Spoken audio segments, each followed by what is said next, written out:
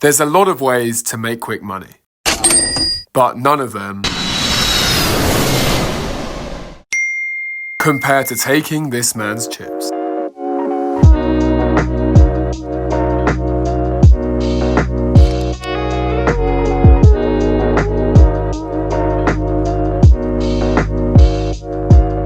First couple hours sees us run extremely card dead. We've barely entered the pot and haven't yet even won a hand. But the nit allegations are growing and we're starting to look a little guilty. So when we look down at 2-4 of spades in the small blind, I just fucking play this. we decide to treat it like pocket aces. With Fatty having limped in already, Ademla then raises to £1 on the button. But with the best hand in poker, that's not going to be enough. Awkward. So we make the squeeze from the small blind, hoping to take this pot down now, or at the very least, to go heads up to a flop with a Ademla. Cool. Oh, you motherfucker. Reddy makes the call from the big blind to leave plan A in tatters and kickstart plan B. Wait, hang on, that's not even... It can. Ademla quickly calls behind, and we go 3 ways to a flop that comes king, king, 6 rainbow. Not a great board for 2-4, and not much better even for aces. Betting into 2 people on a board like this feels a little dicey, and so instead we decide to just check and see what the others do. Check. Yeah. With no one overly keen to take a stab, we now go to a free turn card that comes the 10 of hearts. And here we have 2 options. Either we just give up on this hand entirely and check it down till we fold, or we actually grow a pair and try to bluff them off it. 350. It was always going to be option 2. So we put out a very small bet, designed to get the others to raise off their strong hands now and just call with their weaker ones, which we can hopefully get to fold with a river shove. Reddy thinks it over for a minute before getting rid of his pocket jacks. My boy's wicked smart. But Ademla is still interested. Cool. And so we go heads up to a river that comes the ace of hearts. Not sure what to make of this card. On the one hand, his pocket pairs like 7s and 8s are going to feel even less confident, but equally he could have floated turn with ace high, and if that is the case, we're going to really struggle to make him fold with just 12 quid behind. All in.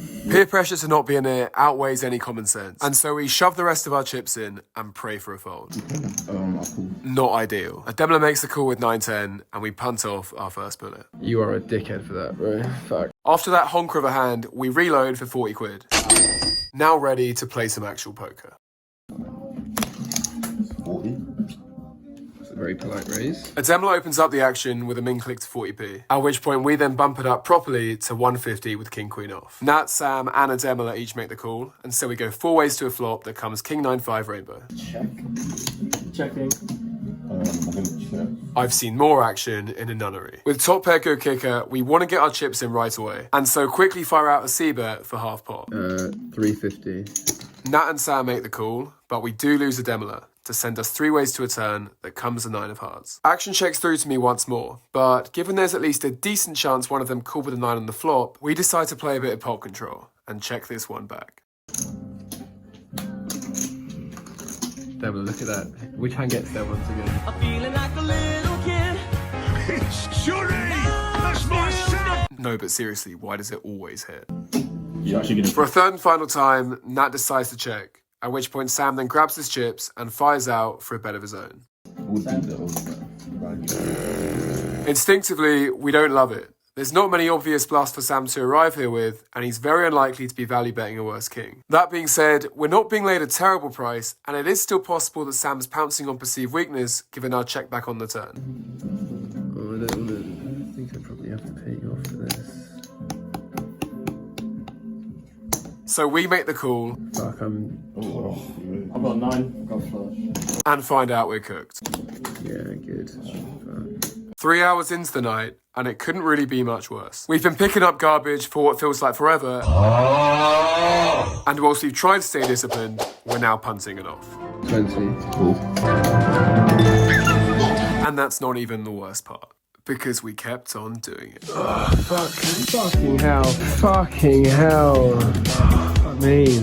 Fucking hell. Fuck. Be cool. And whilst I'm going broke, my own guest is running like a god. And he's making sure we know about it too. Who in the hell does he think he is? Who does he think he is? But as Newton once said, every action has a reaction, especially when you come for the cameraman. I'm gonna make you wish you were dead. Cool.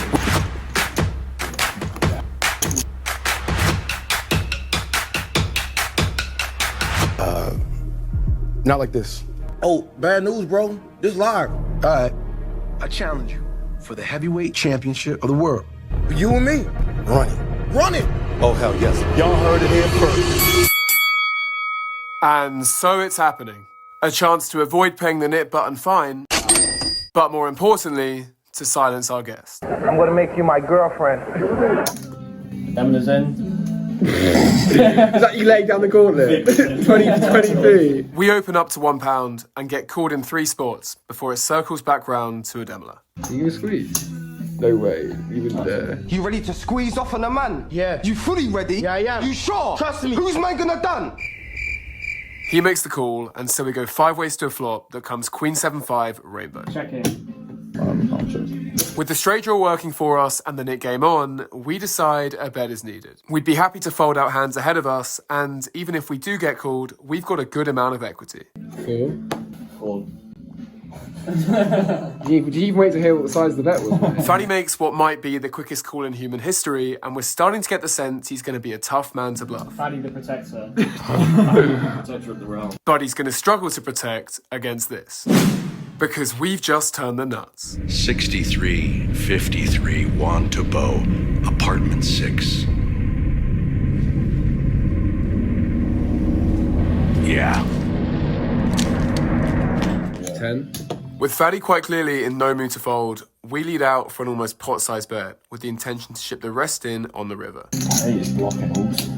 And hearing this is music to my ears. With the 8 of diamonds burnt face up after a misdeal at the start of the hand, there's an even smaller chance that we ourselves have the straight. And so assuming Faddy himself was a strong hand, he's going to be concerned very little about us having him beat. Cool. Oh my god. Kill it, all right? Yeah, kill it, all right, little dude. Which one of your killers are here next? You pick them. You pick who's next. I'm next.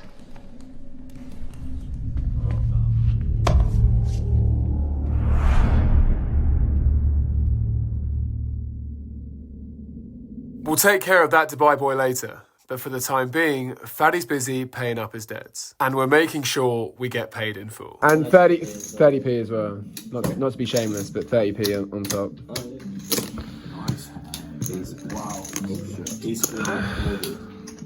We thought that was the end of it, but after Faddy reloads for another 60 quid, this man is determined to battle again. Does he realize how much danger he is in just being here? Yeah, God. Look at that! Look at that! Fuck. Game's out the mark. Unfortunately, this time, however, we don't have the nuts. And so we're going to have to try to think this one through. Faddy opens it up to 80p, and the action folds round to me in the big blind, where I look down at the beautiful 9-3 offsuit. With trips, 2-pair, and full house possibilities, we're going nowhere. So we make the call to go heads up to a flop that comes King 9-3, 2 hearts. I think I might be the goat. Like degeneracy. Unfortunately, Faddy doesn't bite, and so we now go to a free turn card that comes a 7 of diamonds. The snap call on the turn, even if it is just 150, makes me think that Faddy is in no mood to fold. And so, when we get the bricky 8 of diamonds on the river, we decide to polarize and fire out an overbet of 10 quid, hoping to get a stubborn pair to call us off. 14. And so now you know how we got here. We were playing for a nothing pot, and now it's descended into chaos. He doesn't like that one. He has no idea. For once, they've made a good read. For Faddy to play this hand so passively, only to then 4x raise our overbet on the river, has completely blindsided me. Bro, why do I play these terrorist hands on the fucking... He's just raised into an overbet, and that's a big show of strength. But equally, if he did have a strong hand, surely he wouldn't wait till the river to start betting, especially with the flush draw out there. I mean, what the fuck do you have? Jack 10. Seems like such a punt, bro. Do you want to hear the words, "You're my guest, so I just donate"? Is that what you want to hear? Bootstrap Bill, you're a liar, and you will spend an eternity on this ship. Most people would quit at this point. But Faddy isn't most people. And so 1 click later, he's back in the game. Only for Ben to flop a boat and stack his trip queens. Yeah, hand just played itself. I got very lucky. But taking chips off this man feels like taking food off a baby. So easy, you almost feel bad keeping them. And within 10 minutes, Ben's own chips were gone. Are you good? I'm probably good, yeah. When his second pair hero call was no match for Sam's bullets. That's him. Takes it down. There will be blood.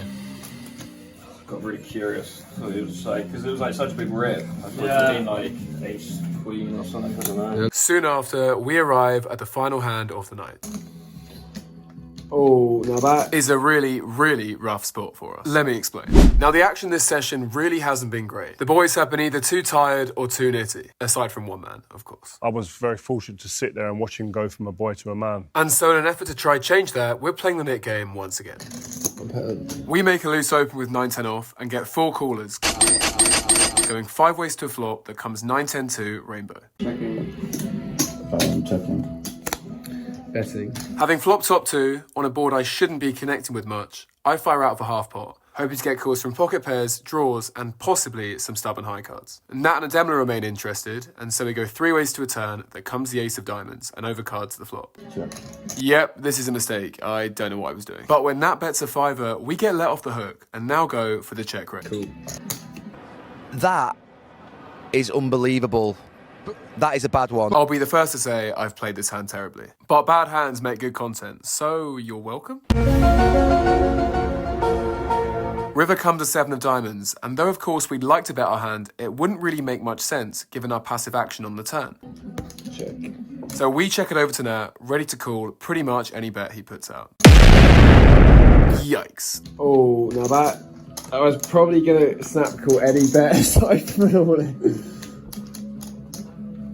Fuck me, how much? 32. Nat overbet shoves for 1.5 export to put me in the blender. Sure, 2 pair on this board is pretty strong, but against this sizing, it's now no more than a bluff catcher. I don't really know what I'm really losing to.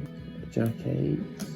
Or just a better 2 pair. Against most people, this for me would be a snap fold. But this is Nat, and this man loves a punt. Oh my god, you psychopath. That's a barrel. That's I would have fucking snap folded there. And this isn't the only thing worth considering. Nat still has his nit button. Meaning, if he doesn't win a hand soon, he's gonna have to cough up 20 quid anyway, because it's just him and Faddy left. So we make the call, and get told the bad news. Fuck! Ooh, that was a tough one.